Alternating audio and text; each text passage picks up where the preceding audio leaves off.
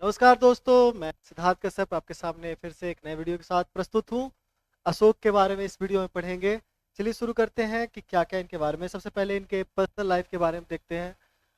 इनका क्या कालक्रम रहा था इतिहास में, तो 273 ईस्वी पूर्व से लेके 232 ईस्वी पूर्व तक का है। ये डेडलाइन आपको याद रखना है, वो इसलिए क्योंकि यहाँ से क्वेश्चन बार-बार रिपीट होता है 273 और 232 का। तो ये आप अपना जो भी तरीका है इसको याद करने का, उस तरीके से याद कर लो।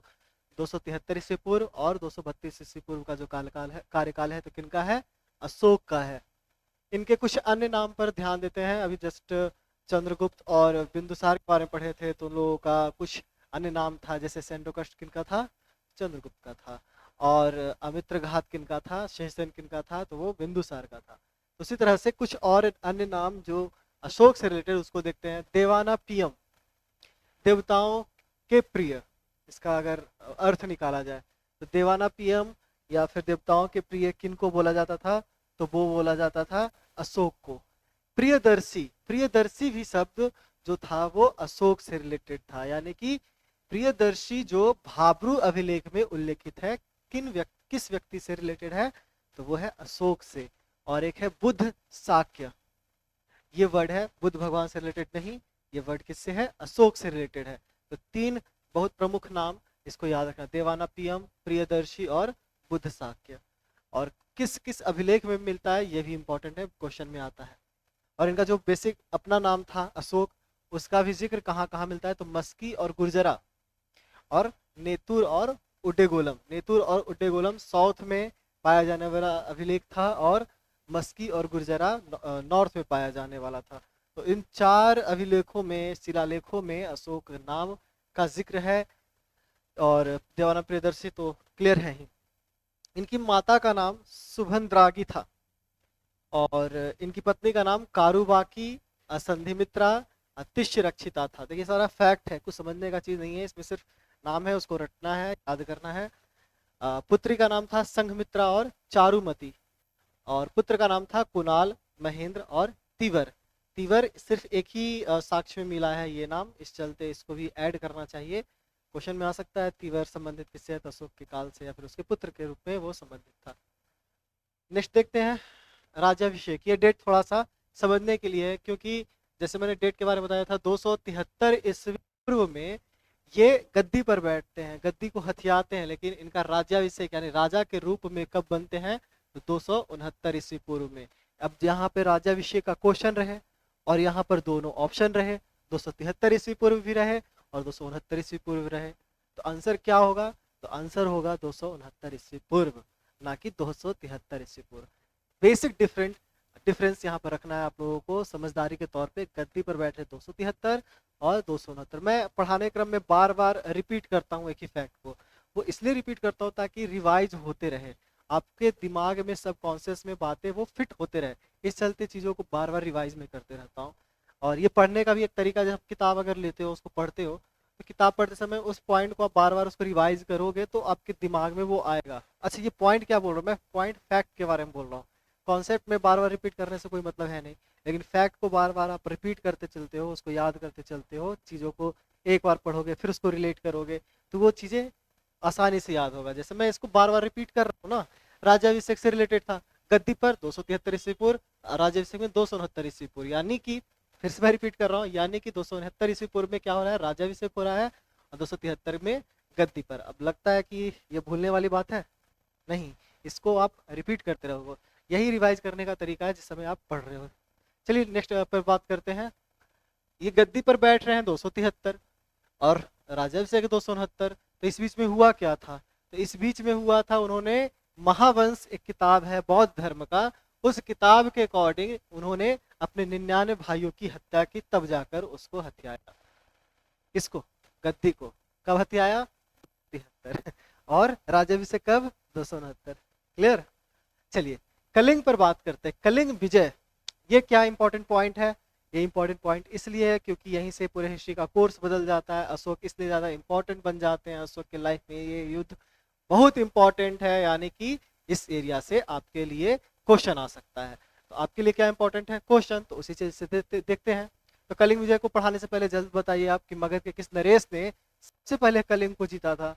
तो वो थे कौन? वो थे महापद्म नंद, जिन्होंने जिनसेन की मूर्ति लेकर अपने यहाँ स्थापित कर दिया था पाटलिपुत्र में। क्लियर है? तो कलिंग विजय की जो स्थिति थी वो होती है 8वें वर्ष में। कब?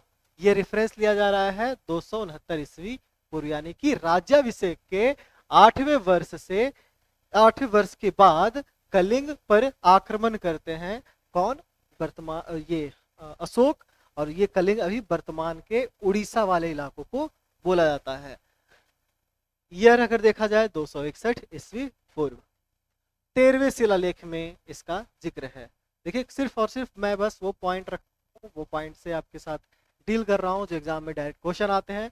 तो 8वें वर्ष 261 ईस्वी पूर्व 13वां शिलालेख, सारा किससे रिलेटेड है? कलिंग से रिलेटेड है। क्लियर है? अब इस सब चीजों को देखते हुए ये जानना जरूरी है कॉन्सेप्ट के लिए कि आखिर आक्रमण क्यों किया गया था। देखिए जो नंद वंश के शासक महापद्म नंद थे उन्होंने तो इसको जीता था, लेकिन बाद में उनके मृत्यु के बाद ये कलिंग स्वतंत्र हो जाता है और अपनी स्थिति मजबूत होना शुरू देता है। तो इससे क्या हो रहा था कि सुरक्षा के दृष्टिकोण से मगध को एक चैलेंज मिल रहा था और व्यापार को लेकर भी दिक्कतें हो रही थी। तो वो सब चीज कारण बना जिसको लेकर कलिंग पर आक्रमण करते हैं। लेकिन इस आक्रमण से काफी ज्यादा लोगों की मृत्यु होती है, उस युद्ध में बहुत लोग मरते हैं। जितना नरसंहार होता है उसको देखकर अशोक द्रवित हो जाते हैं। द्रवित कहने का मतलब है उससे देखकर काफी ज्यादा इमोशनल हो जाते हैं और उस इमोशनल होने के चक्कर में वो क्या करते हैं कि युद्ध की नीति को वो त्याग देते हैं। और युद्ध की नीति के बाद से अब शांति का एक युग आता है पूरे मगध में, पूरे भारतीय सब कॉन्टिनेंट पे। युद्ध नीति का त्याग हो जाता है इस युद्ध के बाद से और धम्म नीति का पालन होता है। एक नया वर्ड धम्म। अच्छा, ये धम्म क्या है? ये विकृत शब्द है धर्म का। धर्म शब्द से ये बना है धम्म, यानी कि अब धर्म की नीति का पालन ये करना शुरू कर देते हैं। यानी कि जो साम्राज्य विस्तार स्टार्ट हुआ था बिंबिसार से, वैवाहिक संबंध याद कीजिए, अंग प्रदेश याद कीजिए, अजात शत्रु याद कीजिए, है ना, चंद्रगुप्त को याद कीजिए। वो सारे साम्राज्य का जो एक पूरा विरासत था युद्धों का, उस चीज को अब ये त्याग देते हैं। और कौन त्यागते हैं? अशोक। और एंड हो जाता है ये साम्राज्य विस्तार का एक पूरा रूपरेखा अशोक के समय पे। अब इसको लेकर अगर किसी चीज का मेंस की तैयारी करते हो तो यहाँ से ऑप्शनल के लिए आपको थोड़ा और ध्यान देना पड़ेगा इस पॉइंट पे। और इस पॉइंट के जो निहितार्थ हैं पॉजिटिव और नेगेटिव दोनों इसमें देखना पड़ता है। लेकिन आपके लिए क्या इंपॉर्टेंट है? आपके लिए सिर्फ फैक्ट इंपॉर्टेंट है। नेक्स्ट चलते हैं। और भी अन्य विजय हुआ था, ऐसा नहीं था कि पूरी तरह से युद्ध की नीति त्याग दिए थे। लेकिन हाँ, नेपाल में और ये खस में, यहाँ पर भी वो अपना विजय अभियान चलाते हैं। खस की पहचान अभी तक हो नहीं पाई है, नेपाल के बारे में पता है।